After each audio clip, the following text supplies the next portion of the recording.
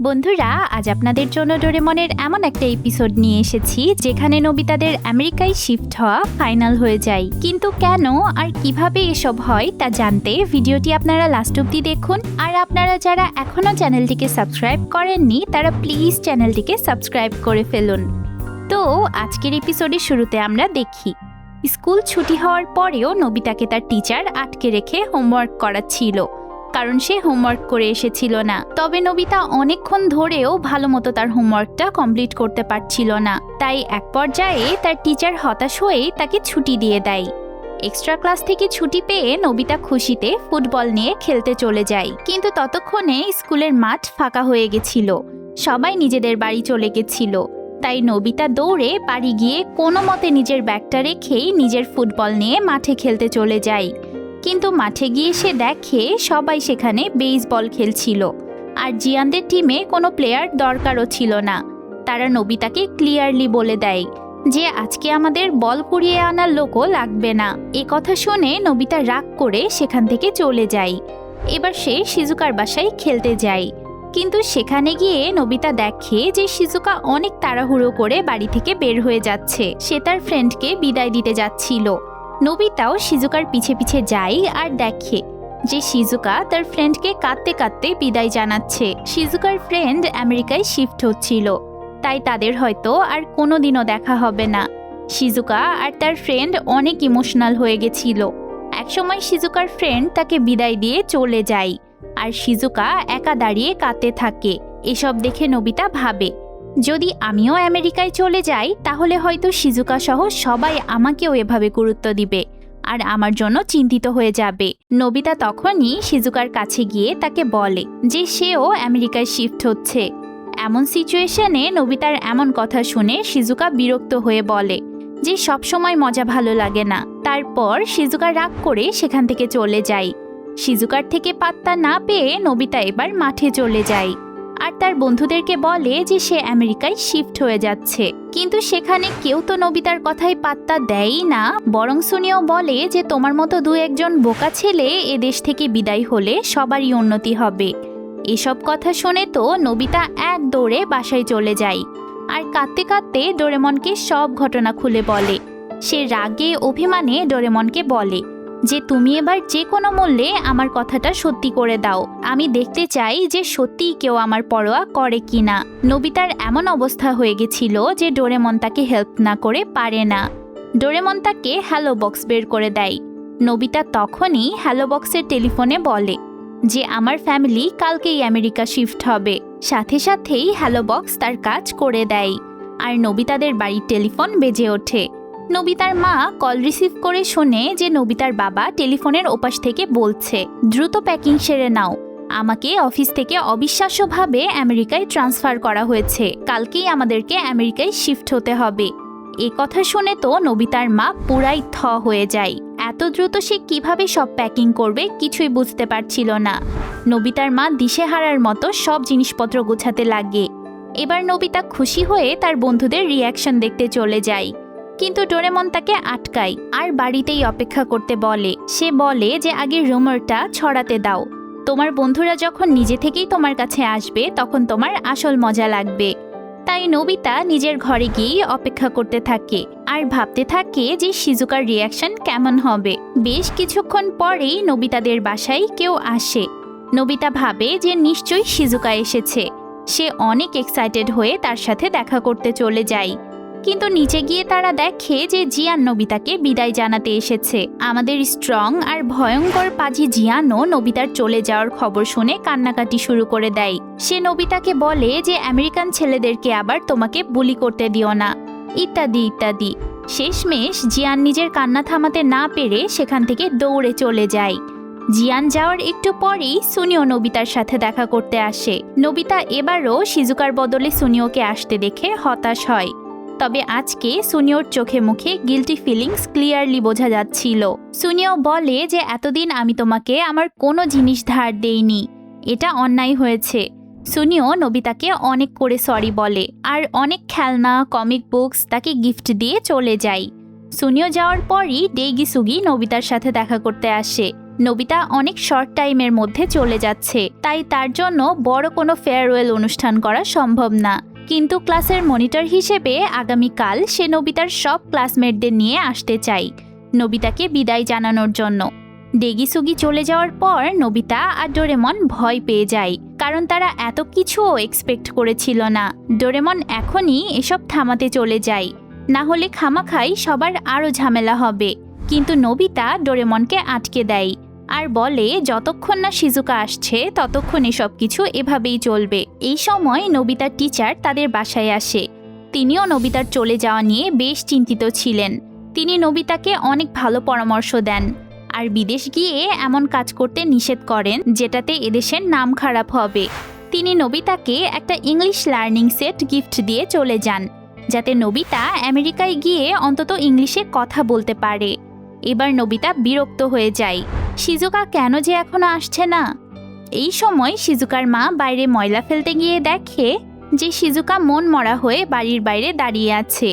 নোবিতার মা শিজুকাকে মন খারাপ করতে নিষেধ করে আর ভালোবেসে তাকে বাড়ির ভেতরে নিয়ে যায়। শিজুকাকে অবশেষে আসতে দেখে নোবিতা তো ভীষণ খুশি হয়ে যায়। সে শিজুকাকে নিজের ঘরে নিয়ে যায়, কিন্তু শিজুকা ঘরে গিয়েও একদম চুপচাপ বসে থাকে। সে কোনো কথাই বলতে পারছিল না। এক পর্যায়ে শিজুকা নিজের কান্না চেপে রাখতে পারে না। সে একদম নোবিতাকে জড়িয়ে ধরে আর কাঁদতে কাঁদতে বলে যাতে নোবিতা তাকে ছেড়ে না যায়। শিজুকার এমন অবস্থা দেখে তো নোবিতা আর ডোরেমনও হতবাক হয়ে যায়। তারা ভাবেইনি যে শিজুকা এত সিরিয়াস হয়ে যাবে।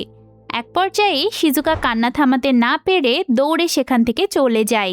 নোবিতা আবার তাকে থামাতে গিয়ে পড়ে যায়। তখন ডোরেমন তাকে দ্রুত সবকিছু নর্মাল করতে বলে। শিজুকার এমন অবস্থা দেখে নোবিতা আর সময় নষ্ট না করে দ্রুত হ্যালো বক্সে গিয়ে বলে যে সবকিছু আগের মতো নর্মাল করে দাও। কিন্তু হ্যালো বক্স কোনো কাজই করে না, তার মানে গ্যাজেটটি নষ্ট হয়ে গেছে। এবার তো নোবিতা আর ডোরেমনের ওপর আকাশ ভেঙে পড়ে। ডোরেমন দ্রুত হ্যালো বক্সটা ঠিক করতে লেগে যায়। এই সময় আবার নোবিতার বাবা একটা কোম্পানি থেকে কিছু লোক ভাড়া করে নিয়ে চলে আসে বাড়ির সব কিছু প্যাকিং করার জন্য, যাতে নোবিতার মায়ের হেল্প হয়। লোকগুলো অনেক দ্রুত সব কিছু প্যাকিং করে ফেলছিল। নোবিতার বাবা মাও সব কিছু গোছাতে গিয়ে ভীষণ ক্লান্ত হয়ে পড়েছিল। দূর দূরান্ত থেকে রিলেটিভদের কল আসছিল। এসব দেখে নোবিতার আরও ভয় ধরে যায়। সে দ্রুত ডোরেমনকে গ্যাজেটটা ঠিক করতে বলে, আর এমন বেকার গ্যাজেট রাখার জন্য নোবিতা উল্টো ডোরেমনকেই কথা শোনাতে লাগে। এবার ডোরেমন ক্ষেপে যায় আর দুজনের মধ্যে ঝগড়া শুরু হয়ে যায়। এক পর্যায়ে তারা মারামারি করতে লাগে আর গ্যাজেটের মেশিনের সাথে ধাক্কা লেগে দুজনই ভালো মতো ইলেকট্রিক শক খায়। এতে অবশ্য দুজনই শান্ত হয়ে যায়। ডোরেমন আর নোবিতা বুঝতে পারে যে এই বিপদের সময়ে তারা অযথাই ঝগড়া করছিল।